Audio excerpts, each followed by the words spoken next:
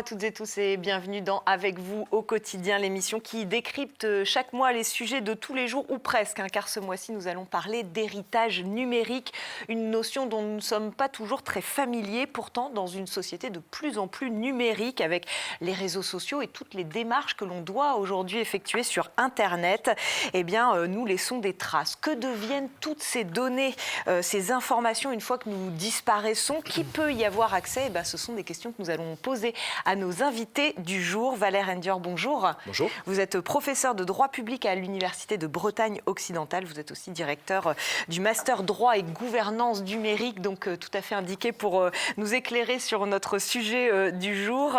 Et puis François-Éric Paulet, bonjour. Bonjour. Vous êtes vous notaire en Ille-et-Vilaine. Alors on va commencer par le commencement, si vous voulez bien. On parle d'héritage numérique. Je dis qu'on n'était pas toujours tous familiers avec cette notion. Est-ce qu'on peut essayer simplement d'expliquer de quoi on parle là, Valère Endior?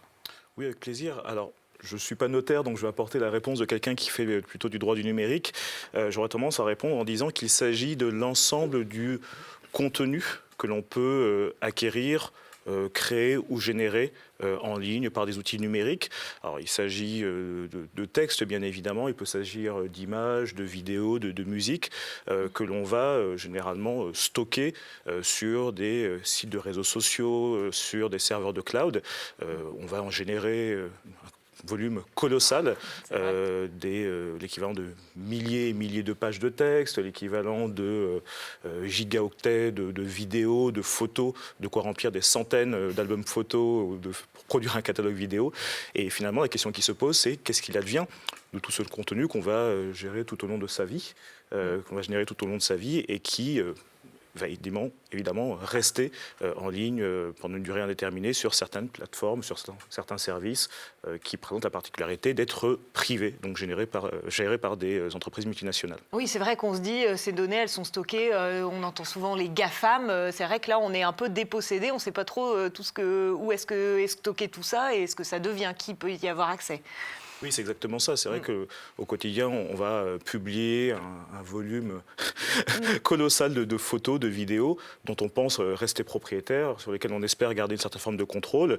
Malheureusement, si le pire survient, se pose la question de savoir qui va pouvoir gérer, protéger ce contenu, déterminer un peu quel va être son devenir.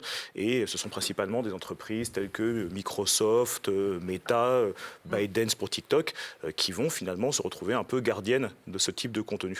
Au regard de ce que vient de dire Valère Endior, François-Éric Paulet, vous, notaire, qu'est-ce qui va vraiment rentrer en compte dans ce qu'on va appeler l'héritage numérique? On parle là des réseaux sociaux, on parle aussi de tout ce qui peut être nos comptes en ligne, nos crypto-monnaies peut-être aussi En fait, on peut dire déjà qu'on a une sorte d'identité numérique qui va nous survivre en quelque sorte. C'est-à-dire qu'en fait, la vie s'arrête, on laisse un corps derrière soi, mais on laisse aussi, on va dire, une espèce de doublure numérique qui, je dirais, va continuer à évoluer dans le temps, peut-être en fait à se dégrader, peut-être à être exploité. Et c'est vrai qu'en fait aujourd'hui, ça pose en fait toute cette question de comment gérer l'après. Donc en fait, comment gérer finalement sa survie numérique. Les textes, on en parlera, je pense en fait au cours de l'entretien. Les textes légaux, en tout cas, sont relativement insuffisants. Et c'est pour ça qu'en fait, on a certainement des diligences en fait à prendre en main ou son destin numérique en quelque sorte à prendre en main, comme on a besoin de le faire en fait quand on est encore vivant sur cette terre. Est-ce que c'est un sujet qu'on aborde de manière spontanée dans vos études? J'imagine que pour l'instant, le commun des mortels, entre guillemets, n'est peut-être pas encore très, très au fait de tout ça. Très sincèrement, non. Parce qu'en fait, on ne se rend pas compte. En fait, on a toujours la mémoire en fait, de ce qu'on stockait sur son ordinateur jusqu'à ce qu'on crame le disque dur ou autre chose. En fait, c'était donc en fait, d'abord dans la tour ordinateur. Après, ça a été sur des clouds ou sur des petits disques durs portatifs. En se disant comme ça, voilà, s'il se passe quoi que ce soit, on aura toujours une sauvegarde quelque part de nos données. Mais maintenant, c'est les clouds en fait, qui se sont énormément généralisés.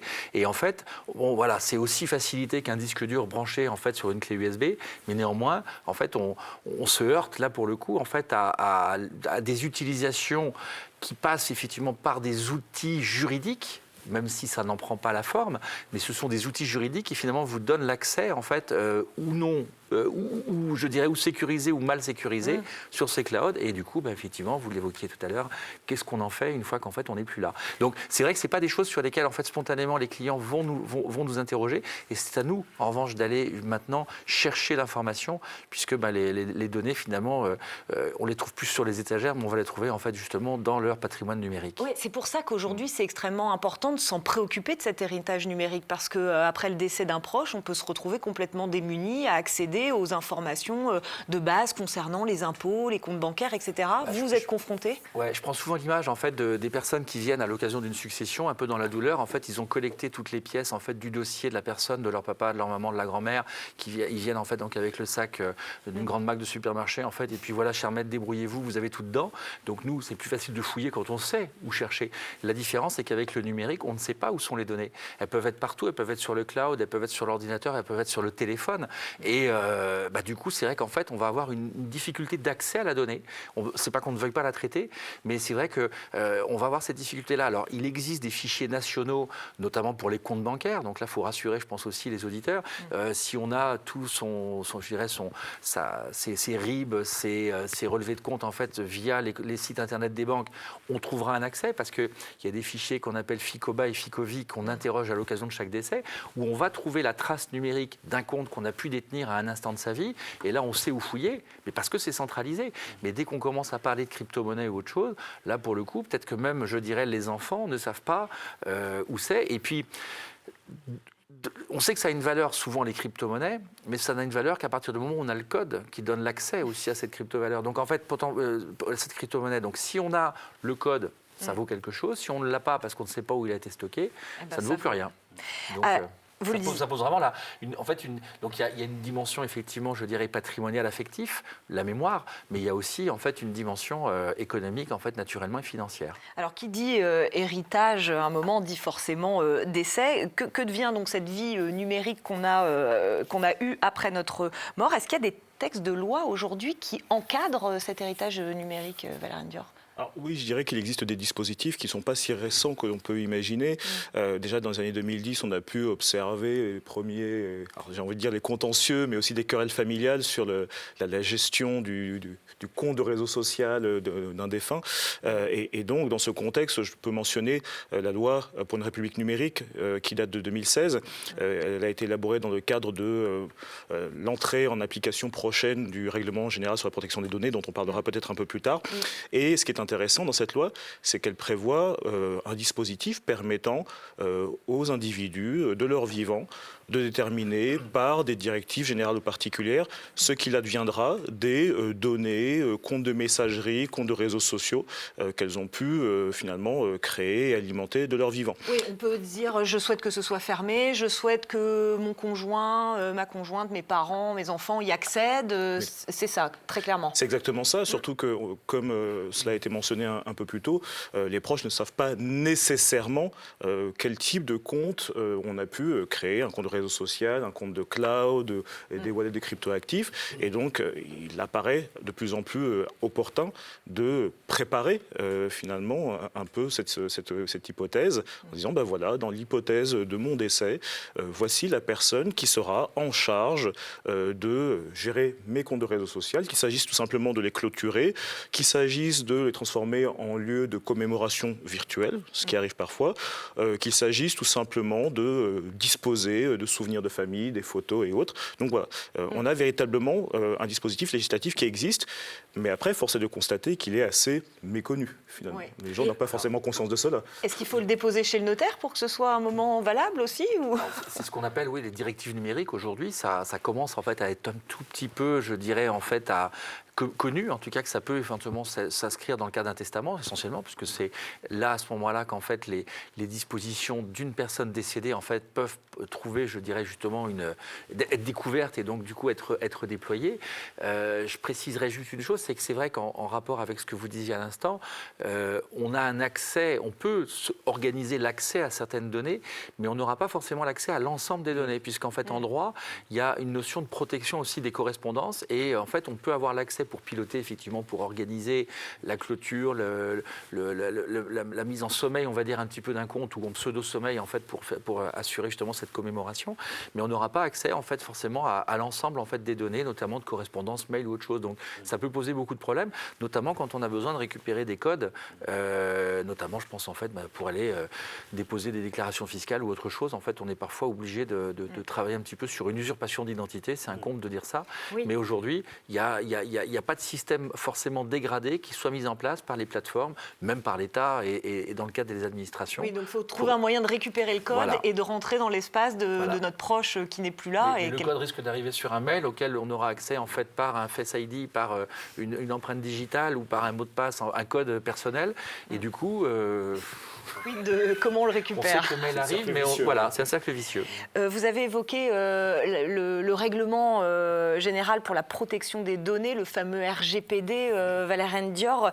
Est-ce que il influence la transmission des données personnelles après le décès? En quoi il consiste? On a tous entendu parler, mais on ne sait pas dans quelle mesure il peut peut-être nous protéger.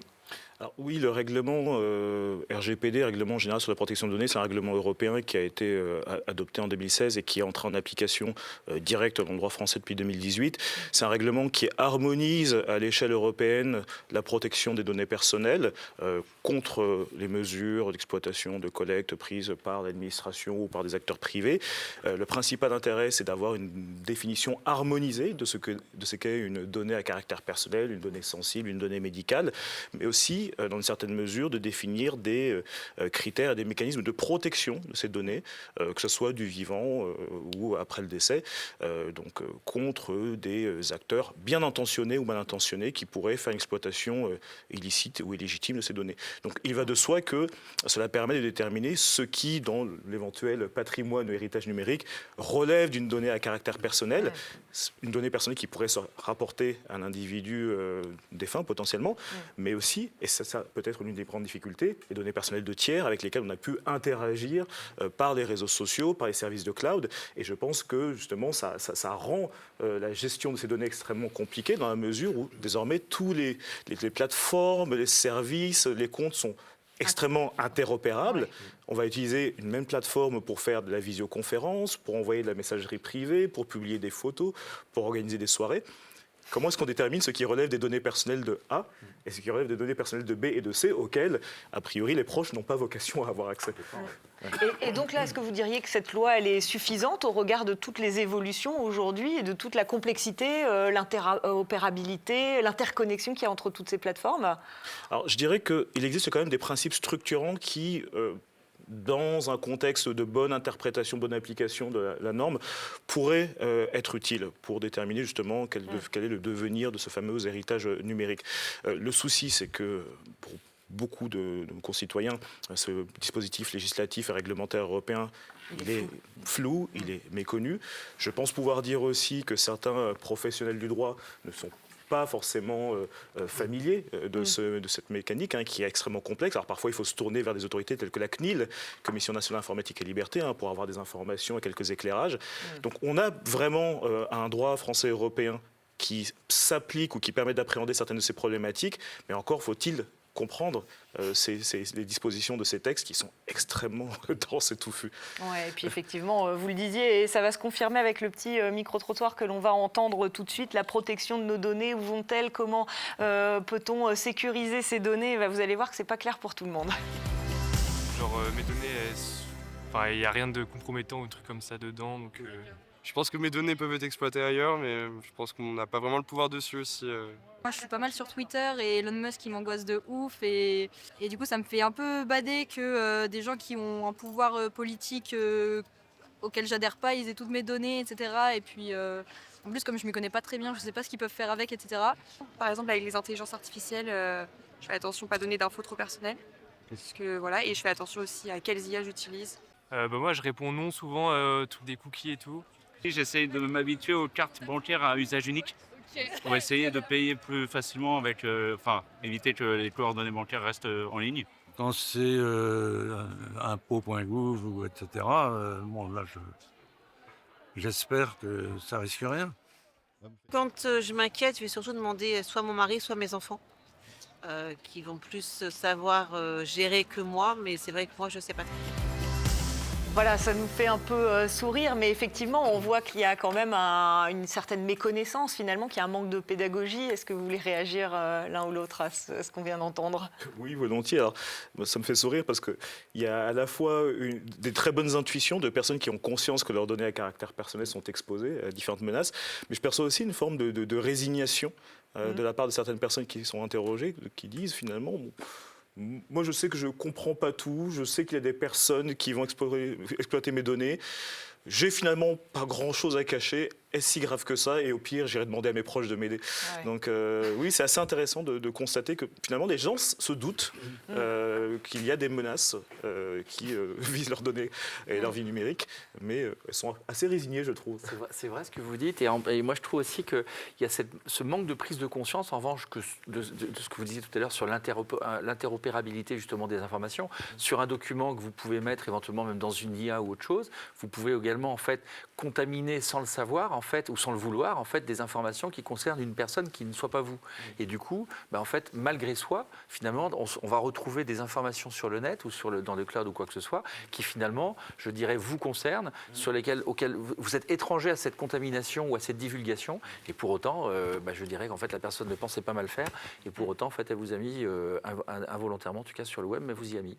Donc une trace numérique quelque part. Dans la continuité de ces réactions sur la sécurisation de nos vies numériques, je vous propose maintenant une rencontre avec Clément Domingo, alias SaxX, son pseudonyme sur Internet. Il est ce qu'on appelle un hacker éthique. Il s'est fait connaître en révélant des cyberattaques et des fuites de données majeures au sein de grandes entreprises françaises. Depuis, il parcourt le monde pour alerter et sensibiliser le grand public. Émilien Bernard l'a rencontré. SaxX ne se déplace jamais sans son ordinateur, équipé de technologies pour faire de l'OSINT, pour Open Source Intelligence. Rien d'illégal, mais des outils experts pour trouver en quelques clics des informations personnelles. Nous avons fait le test. 4301, c'est ton numéro? Ouais. Ok. Déjà ton numéro de téléphone, ta date de naissance aussi, 18-12. Ok. On retrouve tes identifiants chez Adobe, chez Dailymotion. On ne se connaissait pas, juste en tapant ton nom et ton prénom, après quelques recherches, après quelques croisements avec les différents outils que j'ai en ma possession, j'ai eu ton nom, j'ai eu aussi un autre nom de famille, une autre adresse mail et surtout ton adresse postale. Et juste en partant d'une information, on a finalement une toile et là, c'est vraiment à l'espace de 5 minutes, même pas. Donc on imagine lorsqu'on passe du temps. Un test pas vraiment rassurant. Mais au fait, quels sont les risques liés à la présence de ces données ? Vous avez tous au moins reçu sur ces 2 dernières années un SMS en vous disant qu'il y avait un livreur qui n'a pas pu déposer votre colis et donc en vous incitant à cliquer sur un lien. Donc forcément là, le premier, ça va être simplement venir vous soutirer de l'argent en piratant, donc en ayant vos coordonnées bancaires. Donc là, c'est ce qu'on appelle le phishing, le hameçonnage en français. Deuxième danger, celui-là qui est un peu plus violent, qui, lorsque nos données personnelles, donc les piratages à répétition qu'on a pu avoir en France, qui sont terribles, viennent aujourd'hui mettre des gens en danger parce que les gens ont été cambriolés, les gens ont été séquestrés. Je ne sais pas si vous vous rendez compte. Je peux prendre par exemple l'exemple concret de la Fédération française de tir, et la presse s'en est fait l'écho, où des gens ont été cambriolés parce qu'ils avaient des armes chez eux et des munitions. Ça va aussi beaucoup plus loin parce qu'encore dans des sites, dans des enseignes, dans des administrations au sein de l'État, il y a des piratages qui touchent vos documents d'identité, des actes d'extrait de naissance, des pièces d'identité, que ce soit une carte d'identité nationale, un passeport, vous avez des permis. Mais quoi de mieux pour usurper votre identité ? Mais alors, comment se prémunir face à ces dangers ? Et moi aujourd'hui, je reste assez surpris et stupéfait, forcément étant moi-même professionnel, donc ne faisant pas les mêmes erreurs que vous, de voir que les gens sont tellement pas sensibilisés à ça. Et je pense que le premier niveau, ça devrait être la sensibilisation, expliquer aux gens que ça importe. Et c'est comme ça qu'on fait changer petit à petit les mentalités. Et qu'aujourd'hui, c'est possible un peu de protéger son identité numérique. Et un des meilleurs conseils que je donne, mentez sur votre identité numérique. Mentez. Au lieu de donner votre vrai nom, votre vrai prénom, mais faites une faute où créez-vous une identité numérique virtuelle. Moi, par exemple, à titre personnel, j'en ai quelques-unes et donc qui me servent énormément. Donnez pas vraiment tout ce qui est numéro de téléphone parce que, une fois de plus, avec la petite démonstration, j'ai pu retrouver tout, absolument tout de vous. Mentir, mais aussi sensibiliser ses proches et alerter les pouvoirs publics et les grandes entreprises. Car la sécurité numérique dépend aussi bien de nos comportements individuels que des moyens déployés pour protéger nos données. Voilà pour ce reportage très concret et pas très rassurant, en effet. En fait, entre accessibilité et sécurité, est-ce qu'on n'est pas là devant quelques injonctions contradictoires, finalement, Valérien Dior ? On est complètement dans les injonctions contradictoires de la société, avec une dématérialisation, une numérisation à outrance Qui nous plaît bien, qui est bien pratique. Qui nous plaît bien, qui est bien pratique dans le cercle personnel et professionnel, mais qui nous rend beaucoup plus vulnérables justement à différentes formes d'atteintes et de menaces. Donc oui, je suis complètement d'accord. Ouais. Ouais, moi je dirais que c'est vrai que pour rebondir aussi juste là-dessus rapidement, on a une déshumanisation totale en fait, parce qu'en fait on accède aujourd'hui à des démarches administratives que par l'administration, que par des portails, et finalement c'est l'État qui nous incite en fait à centraliser toutes ces données pour en faire des usages naturellement commodes, limiter peut-être des frais de personnel, de gestion et tout ça, et néanmoins, comme on n'a pas l'outil numérique suffisamment sécurisé, finalement en fait on se retrouve aujourd'hui potentiellement fragile. Et je ne vais pas dire tout nu sur Internet, mais un petit peu quand on écoute effectivement Monsieur De Domingo. On voulait évoquer un sujet avec vous, Valérien Dior, qui prend de l'ampleur et qui s'annonce comme une véritable révolution, pour le meilleur ou pour le pire d'ailleurs, celle de l'immortalité numérique. Aujourd'hui, avec l'intelligence artificielle, eh bien, on peut quelque part ressusciter les morts. Vous pouvez nous en dire un mot ? Alors oui, malheureusement, vous faites ici référence à ce qu'on appelle les devbots. On est dans un scénario qui fait penser aux séries dystopiques de type Black Mirror ou autres, qui correspond en fait à l'idée de pouvoir faire vivre ou revivre des défunts de façon virtuelle en les transformant soit en chatbots, donc finalement les interlocuteurs numériques auxquels on va poser des questions qui vont nous répondre, potentiellement en hologrammes ou en avatars qui vont s'insérer dans une montre connectée sur une table, un support. Et l'idée, c'est véritablement de redonner une forme de vie, un ersatz de vie aux personnes dont on a été proche et voilà, qui nous manquent. Alors là, ça concerne beaucoup les célébrités. On voit beaucoup de vidéos sur TikTok, sur les réseaux sociaux, notamment de Michael Jackson, oui, voilà. Ouais, alors, mais aujourd'hui, ça ne concerne pas que ces personnes. Aujourd'hui, vous dites que nous aussi, on pourrait être un jour approché par une entreprise qui voudrait nous vendre des services pour refaire vivre un proche décédé. Oui, c'est un nouveau modèle d'affaires que l'on voit essaimer dans différents pays, en Amérique du Nord, notamment aux États-Unis, mais aussi en Asie, au Japon, en Corée et autres. L'idée, c'est que des entreprises qui ont pignon sur rue vont vous proposer, à partir d'un volume suffisant de données, donc des vidéos, des photos, des messages, potentiellement même des fils de discussion de type WhatsApp, Signal ou autre, de reconstituer une forme de personnalité de la personne défunte, voilà, donc le grand-père, la grand-mère, un parent décédé, pour vous permettre de préserver une forme d'interaction avec ces personnes et avec tous les risques évidemment que cela entraîne en termes de vulnérabilité, de fragilité psychologique et puis aussi d'atteinte à la mémoire et à la dignité de la personne défunte. Ça pose quand même des problèmes éthiques mais aussi de droit, c'est-à-dire que si on... Voilà, est-ce qu'on peut donner notre accord pour ça ? Est-ce qu'on peut s'y opposer ou quand on est une célébrité, un acteur, un chanteur, est-ce qu'on peut aujourd'hui se dire non, ça je ne veux pas que ça soit exploité, je ne veux pas qu'on m'exploite après ma mort ? Alors peut-être que vous aurez plus de choses à dire sur ce terrain-là, mais il est vrai que de plus en plus des célébrités, que ce soit aux États-Unis ou ailleurs, prévoient justement ce type de situation, de crainte que leur image soit exploitée par les studios, par les producteurs mal intentionnés, si vous me permettez l'expression.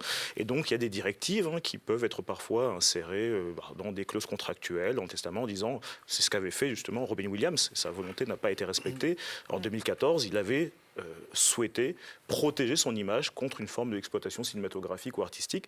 Et malheureusement, des personnes peu soucieuses de protéger son image et son image ont dépassé ces limites et font des deepfakes sur Instagram notamment. François-Éric Paulet, sur ce sujet, voilà, c'est particulier, effectivement, ces despots, puisqu'en fait, avant, je dirais, les personnes en fait, apprenaient à vivre avec l'absence que la mort générait, et aujourd'hui, en fait, on est en train de créer une pseudo-présence constituée, je dirais, d'une mémoire numérique, en tout cas d'une personne décédée, et finalement qu'on donne un petit peu l'impression de faire revivre, en extrapolant forcément des tas de choses, puisque finalement, ça n'est pas la même personne, mais ça va rappeler des souvenirs, donc peut-être que ça peut entretenir une certaine mémoire, mais ça peut peut-être aussi créer un mal-être profond, parce qu'il y a un moment, effectivement, la gestion du deuil, on le rencontre dans nos études, là pour le coup, ça c'est un vrai sujet, en fait, et je doute personnellement, et ça n'engage que moi quand je le dis, je doute que ces despots, finalement, n'apportent finalement un véritable apaisement, ou en tout cas l'apaisement recherché, sauf naturellement, je dirais, le développement économique des sociétés qui vous présenteront ça.